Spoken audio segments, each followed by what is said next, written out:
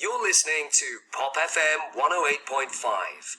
Now with us in the studio today is Marianne Dawson.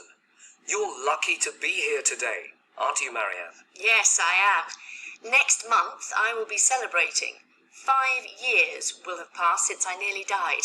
What happened? I fell into an icy lake and I couldn't get out.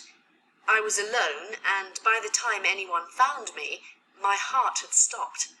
But an ambulance came and they managed to start my heart again. 20 minutes later, I was very lucky.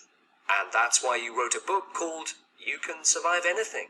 Yes, I thought people might want to read stories like mine. Well, there are some great stories in the book. Tell listeners about Mount Everest, Marianne. Yes, in 1996, a climber called Beck Weathers was lost in a terrible storm on Mount Everest.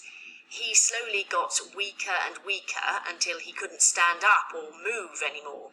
Soon he couldn't move his arms, legs, or even his eyelids. And nobody helped him.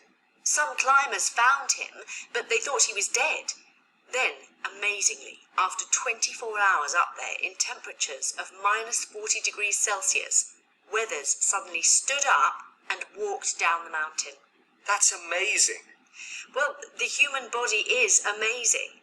It will try to find a way to keep you alive, even if it seems impossible. You may even survive if you fall from a plane. Really? Yes, in 1971, 17-year-old Julianne Kopka was on a plane in Peru when a storm destroyed it. She fell 3 kilometers from the sky into the forest below. The trees slowed her fall. Did she break many bones?